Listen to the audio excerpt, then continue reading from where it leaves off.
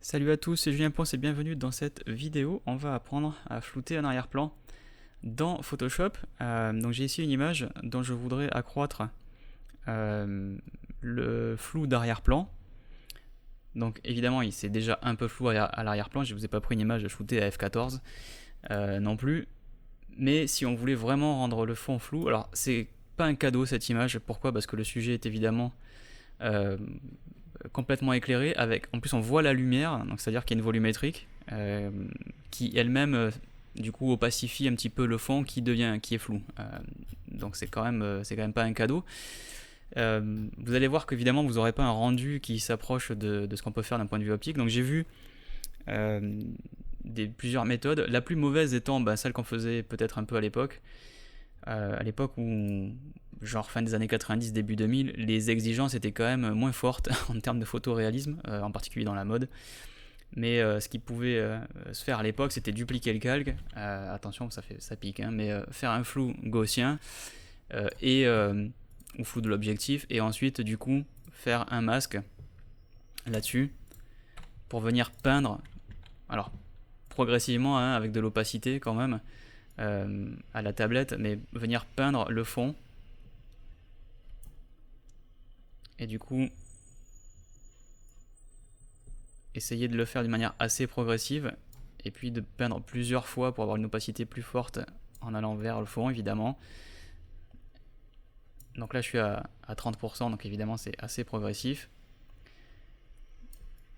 Encore un petit coup devant, et c'était vraiment derrière qu'on a vraiment besoin de flou et d'être à quasiment 100%.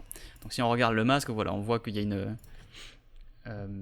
ça va crescendo, et si vous avez le avant et le après, voilà, vous avez cette impression de flou.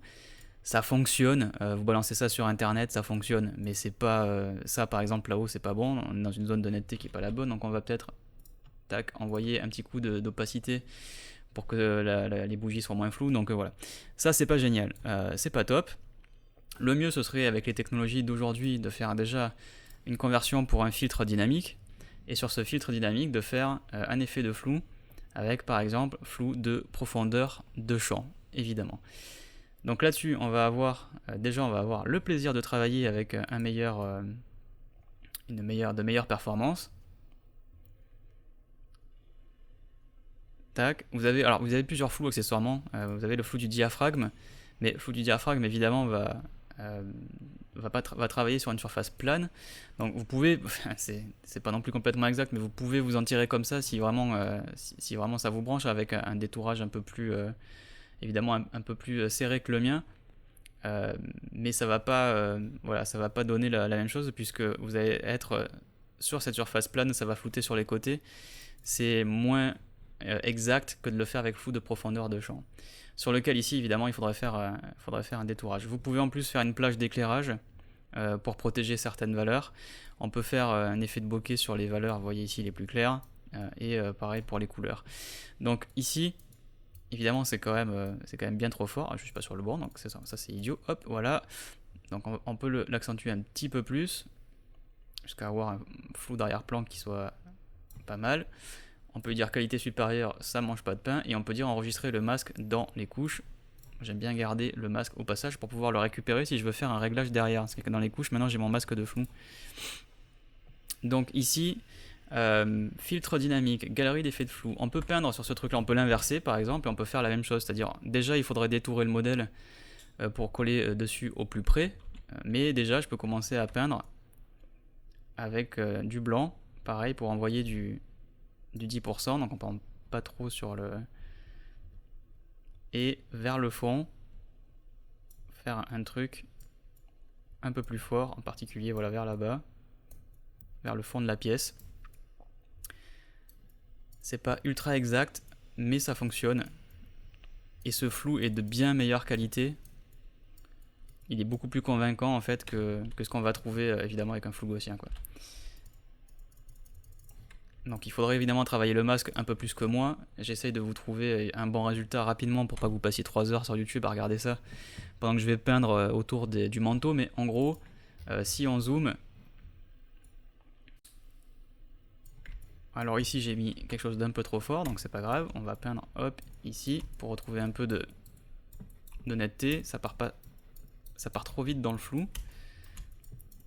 Hop, et vers là-bas on est déjà vers le fond de la pièce, donc il faut vraiment faire attention de où on peint.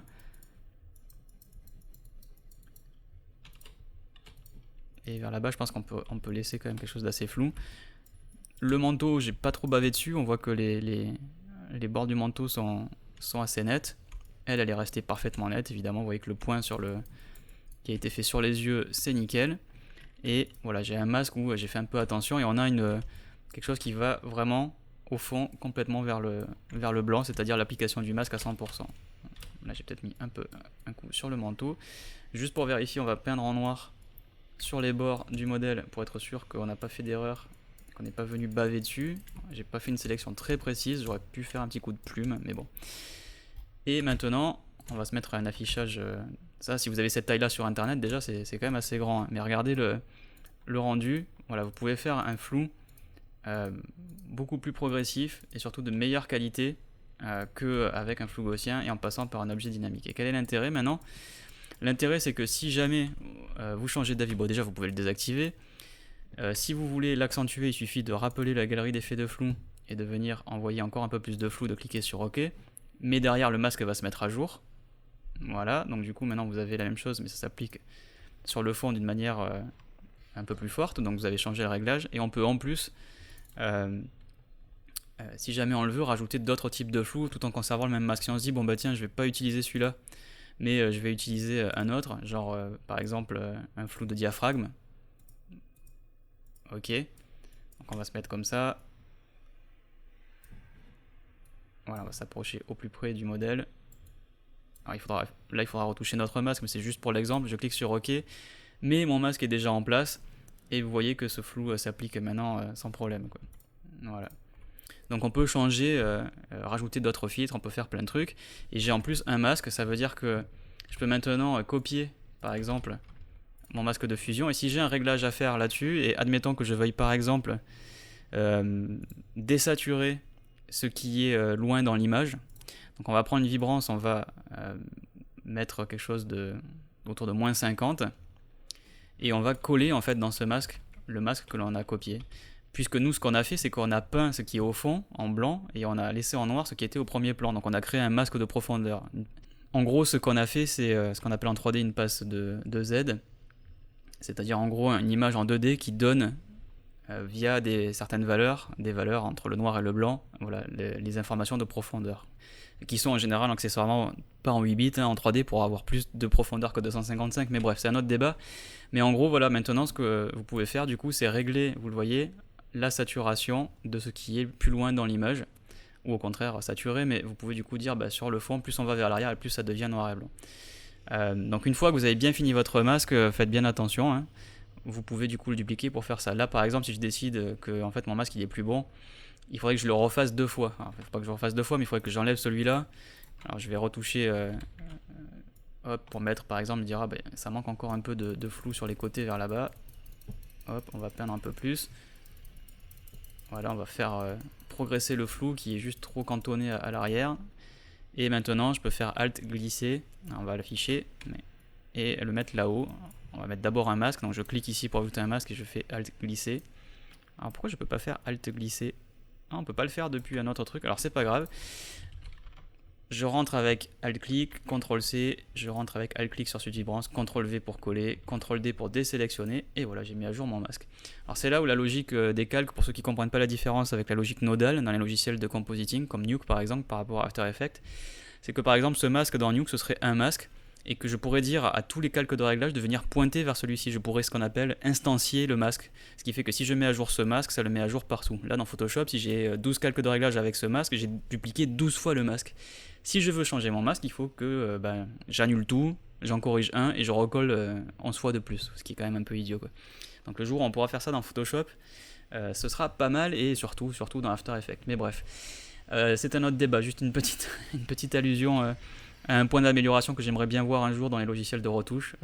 Les logiciels de retouche à logique d'empilement, ça n'empêche pas, même si vous n'êtes pas à logique nodale, les enfants, de un jour proposer l'instanciation des masques par exemple, Darktable le fait très bien. On dessine un masque, on fait pointer des modules dessus, des réglages dessus, le jour où on change le masque, tous les réglages changent d'un coup. Mais en tout cas, voilà, on a rempli notre mission, on a flouté notre image d'une qualité, de qualité variable. Full Gaussien, c'est un peu crado, mais ça marche. Et on peut le faire avec la galerie des masques. Donc dans Filtre, vous allez dans Galerie d'effets de flou, et vous pouvez du coup associer ça à un objet dynamique pour pouvoir revenir dessus quand vous voulez, et l'associer à un masque pour pouvoir choisir où ça s'applique. Donc on a fait ça avec une méthode qui est quand même relativement propre. Voilà, j'espère que ça vous sera utile, merci beaucoup de m'avoir suivi, n'oubliez pas de vous abonner pour être tenu informé des prochaines vidéos qui seront publiées sur Photoshop et les autres logiciels. Merci beaucoup, à bientôt, bye bye.